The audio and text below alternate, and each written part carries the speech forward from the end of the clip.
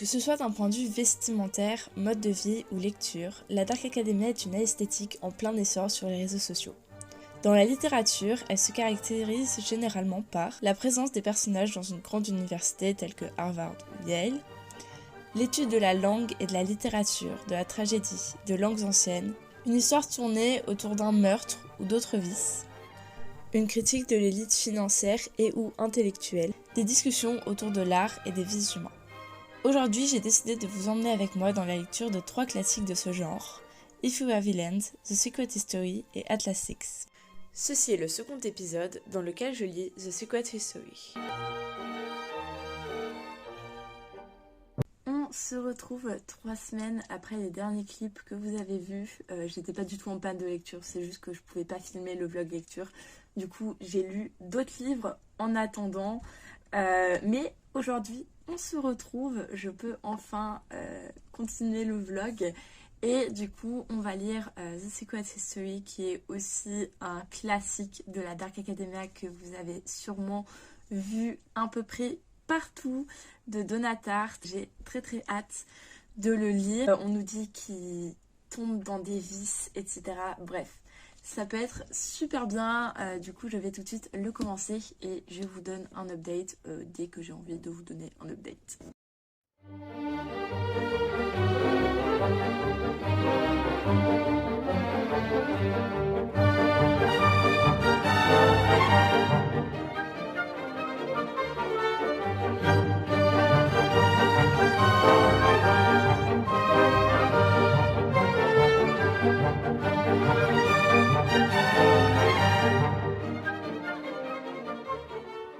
J'en suis à la page 30, il y a 600 pages, c'est énorme, il y a 600 pages. Bref, pour l'instant, j'aime beaucoup, j'adore la vibe, j'adore Richard, j'adore Julian, incroyable. Par contre, il y a toujours des personnages qui s'appellent Richard, apparemment. C'est le classique de la Dark Academia. J'aime tellement que je me suis fait un petit marque-page. Bon, il faut que je le fasse mieux parce que voilà. Mais avec juste le titre, une citation, le Richard, c'est le narrateur, et les autres personnages, et les prénoms des personnages écrits en grec parce que tout tourne autour de la classe de grec. Comme If You Were Villains, ça a tourné autour des pièces de Shakespeare, bah là ça tourne autour du grec. Voilà. On se retrouve dans un setup un peu Dark Academia avec la pluie. Du coup, j'ai un peu avancé The Secret Story. J'ai pas non plus énormément lu aujourd'hui parce que je suis malade. Je pense que ça se voit à ma gueule. Du coup, j'ai lu 70 pages et en fait, pour l'instant, c'est très étrange parce que j'ai vraiment l'impression de relire If You Were Villains en fait. C'est peut-être parce que je l'ai lu il y a 3 semaines. J'aurais peut-être dû attendre un peu plus, même si j'ai lu beaucoup de livres entre. Mais en fait, il y a beaucoup de similitudes. Richard de If You Were Villains et Henry de The Secret History. Les 2 personnages principaux, Oliver de If You Were Villains et Richard de The Secret History, sont très similaires. Pour une raison que je peux pas vraiment dire parce que ce sera un spoil de If You Were Villains. Mais même pour tout en fait, ils sont très similaires, c'est des personnages très similaires. Il y a le même trope qu'il y a genre le prof qui leur parle de la tragédie. Donc dans les If You Were Villains, c'est les tragédies de Shakespeare, mais du coup là c'est les tragédies grecques. Pareil, on retrouve des similitudes en fait avec leur vie et ce que le professeur dit, comme dans If You Were Villains. Enfin vraiment, il y a énormément de choses similaires. C'est la même vibe. Je pense pas que ce soit parce que c'est du Dark Academia, parce que je pense qu'il y a plein de livres de Dark Academia qui ressemblent pas du tout à If You Were Villains ou The Secret History. Mais pour l'instant, les 2 livres sont plutôt similaires. Ce qui n'est pas un problème, hein. Vraiment, j'ai adoré If You Were Villains, mais c'est un peu chelou. C'est comme si je lisais la même histoire, mais avec un filtre différent. Et ça fait bizarre, voilà. Mais du coup, je vais continuer un peu de le lire. Et voilà, je vous retrouve dès que j'ai quelque chose à vous dire dessus.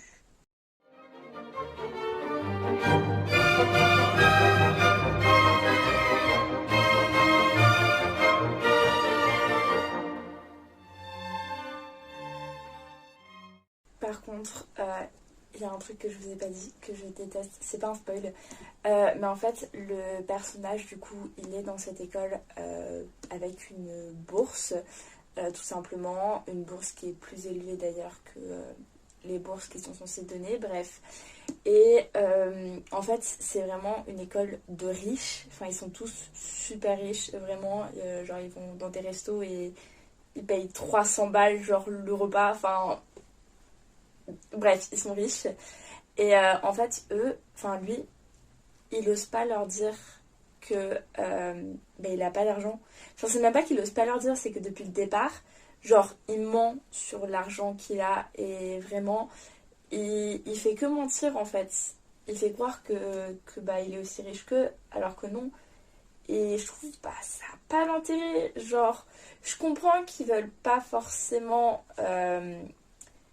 dire non plus salut c'est moi, je suis entre guillemets pauvre parmi les riches, genre ça je comprends, mais dans ce cas-là mens pas, genre fais pas genre que tu vois de quoi il parle. Ça me gêne un peu parce que j'aime pas quand les personnages doivent se cacher et se cachent derrière un autre personnage qu'ils ne sont pas. Mais bref, voilà, je vais continuer de lire, je vais vous laisser là et je vous dis la prochaine fois que j'ai quelque chose à dire. Update, je me suis totalement trompée sur certaines choses. Enfin, pas totalement trompée, mais Henri de The Secret History n'est pas du tout Richard. Ça n'a rien à voir. Parce que Richard, c'est pas un spoil d'aucun des deux, mais Richard, c'est quelqu'un qui a un très grand tempérament et vraiment qui s'énerve très facilement.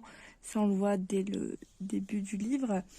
Alors que Henri, lui, c'est pas qu'il s'en fout de tout, c'est qu'il ne montre aucune émotion. Donc c'est pas du tout ça en fait. On pourrait croire limite qu'il est arrogant, mais plus il montre aucune émotion. Je pense que Henri, pour l'instant, c'est genre mon personnage préféré. Vraiment, il est incroyable. J'adore Henri.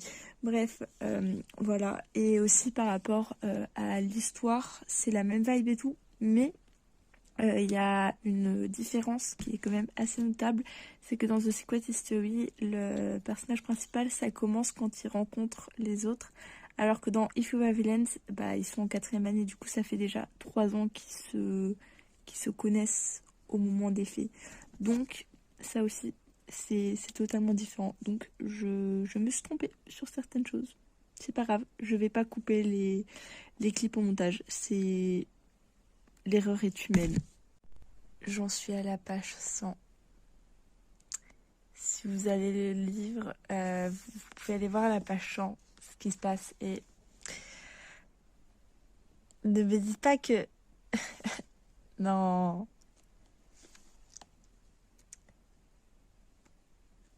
C'est pas possible qu'il y ait cette activité extrascolaire. On est le lendemain. Hier, j'ai lu genre 130 pages, un truc du style. Bref, là, je suis à la page 220, quelque chose comme ça. Et les 30 dernières pages, il y a trop d'informations. C'est pas un énorme plot twist, mais c'est quand même une grande explication qui fait 30 pages. Mais j'adore. J'adore ce livre. Vraiment, j'adore. En plus, commence à avoir des histoires d'argent. Donc c'est encore mieux. Bref, j'adore. Je vous laisse. Je vais continuer de lire. Et comme d'habitude, je vous retrouve la prochaine fois que j'ai quelque chose à dire. Voilà. Je vous laisse avec mes réactions aux trucs qui débarquent dans l'histoire sans que ça n'ait aucun sens.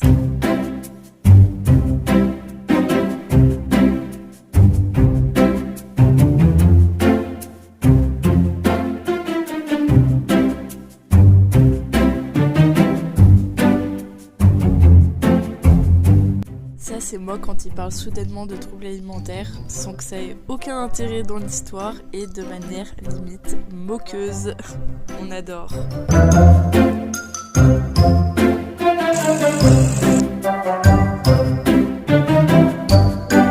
Soit tout le monde est con, soit ils sont trop intelligents. Je ne sais pas.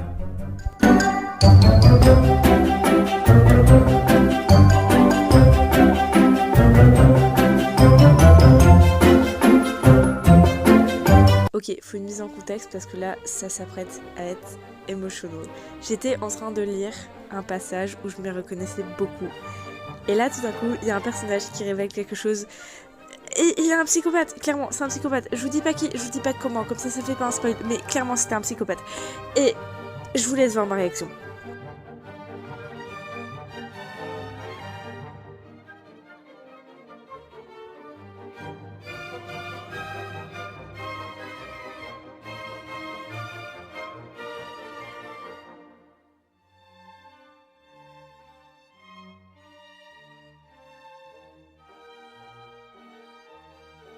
Vous êtes partis en couille là, les gars.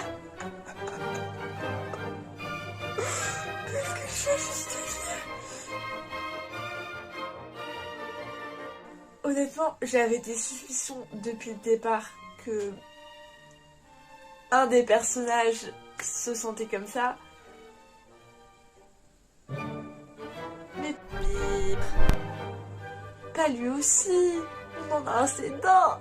Trop d'émotions pour ce soir-là. Je peux pas lire tout ça en une seule soirée. C'est trop parti en couille. Enfin, ça a du sens dans l'histoire, mais... je peux pas. Ok, faut encore que je donne du contexte. Parce que là, moi-même, à ce moment-là, et moi-même en me regardant, j'avais l'impression de surjouer. Sauf que là, j'étais vraiment au bord des larmes. Genre vraiment. Après, j'ai chialé pendant 10 minutes et je me suis mis à m'épiler les sourcils parce que juste, je pouvais pas continuer la lecture. J'avais trop d'émotions et vraiment, j'étais au bord des larmes et j'étais pas bien, vraiment. Alors que ce personnage, je savais qu'il était comme ça. Sauf que je m'attendais pas à ce qu'il soit aussi direct et je m'attendais pas à ce qu'il y ait une chute aussi grande. Enfin, j'avais deviné depuis le départ, mais moi, je pensais pas que les autres personnages allaient le voir aussi. Et je pensais juste que c'était moi qui, genre, m'imaginais des trucs et tout. Et juste... j'ai été trop mal en plus parce que je m'étais reconnue dans la description qu'il avait faite et puis après il a dit quelque chose et je me suis dit putain mais est-ce que moi je vais finir par tuer des gens pour ressentir des choses et j'ai été trop mal.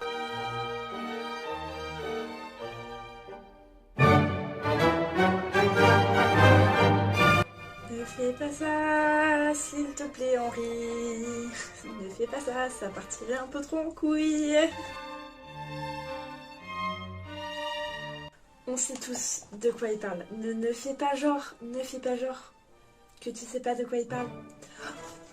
On sait tous de quoi il parle. C'est pas comme si t'en étais pas capable, hein. Tu nous as bien prouvé que t'en étais capable.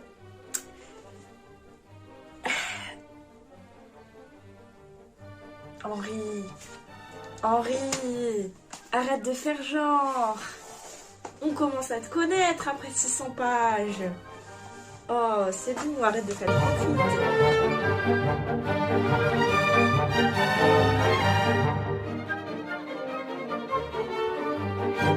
il me fait trop de la peine, Charles, mais vraiment. J'ai juste envie de le prendre dans mes bras. Genre, vraiment, il me fait trop de la peine. On dirait qu'il a 5 ans. Enfin, vraiment, j'ai trop envie de le prendre dans mes bras.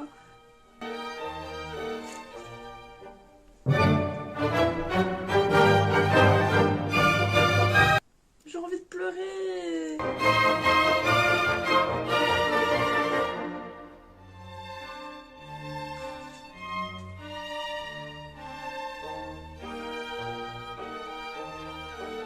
Les gens sont cons. Enfin, vous pouvez pas savoir, mais les gens sont cons. Oh, c'est trop parti en couille. C'est tellement parti en couille, genre vraiment. Je comprends plus rien à ce qui se passe.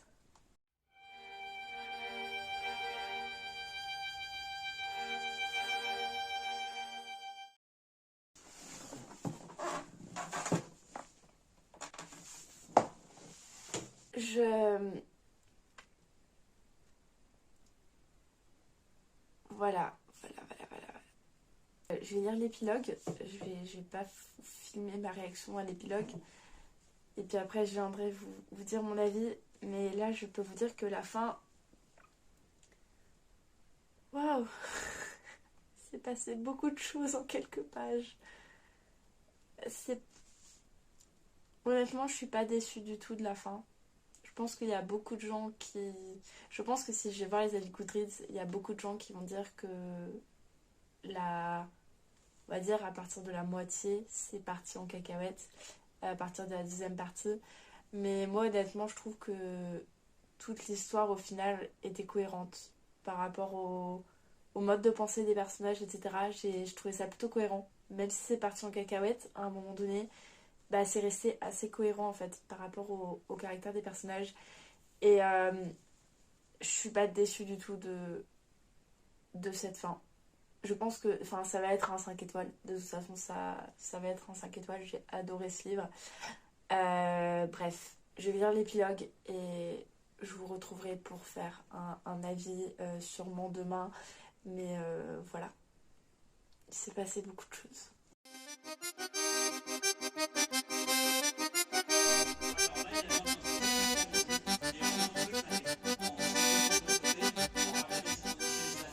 On se retrouve pour que je vous donne mon avis du coup sur The Secret History. On est clairement plus d'une semaine plus tard. Je ne sais pas ce que j'ai foutu, mais en tout cas, je n'ai pas tourné cette partie-là de la vidéo, ça c'est sûr. Du coup, mon avis sur The Secret History, j'ai fini par lui donner 5 étoiles, comme je vous avais dit du coup dans le clip que vous venez de voir.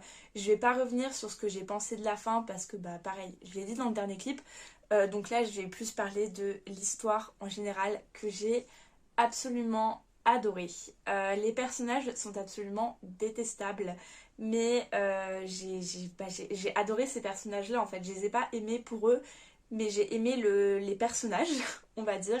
Ils sont, je trouve, très aboutis et ils ont des caractères bien précis qui, même si on pourrait penser qu'ils partent un peu en cacahuète vers la fin, bah au final, si on réfléchit à tout ce qui s'est passé, c'est que des trucs qui sont plutôt logiques dans dans la logique des choses dans l'histoire. Au niveau de l'histoire du coup en elle-même, il n'y a pas non plus 40 choses à dire. Je trouve que c'est surtout une histoire sur les personnages. Vous savez, dans Storygraph, vous pouvez choisir si c'est character driven ou plot driven. Donc si c'est sur le plot ou les personnages. Je trouve que c'est vachement sur les personnages, même si forcément le plot des meurtres, etc. ont leur importance. Bah au final, les meurtres sont directement reliés. Enfin les meurtres, les vices, etc. sont directement reliés au caractère des personnages.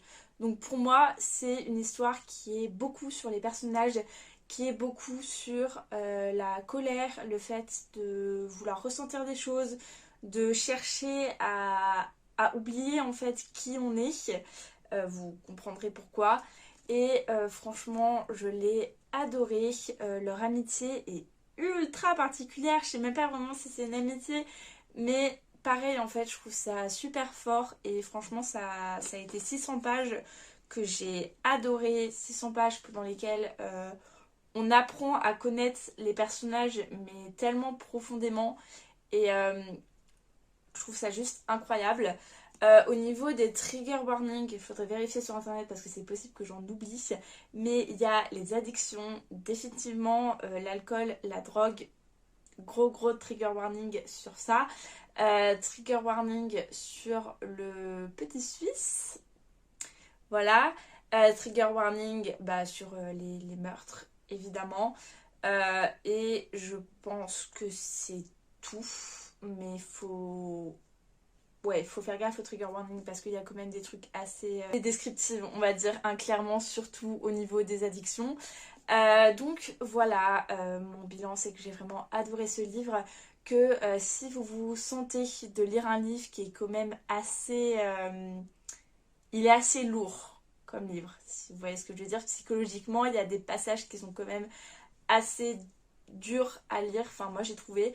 Mais si vous vous sentez de lire ça et que vous avez envie d'une histoire de meurtre, d'amitié, de un peu complot, enfin je sais pas trop comment dire, mais vraiment j'ai adoré, je vous le conseille et voilà, c'est comme ça que je vais clôturer ce vlog lecture.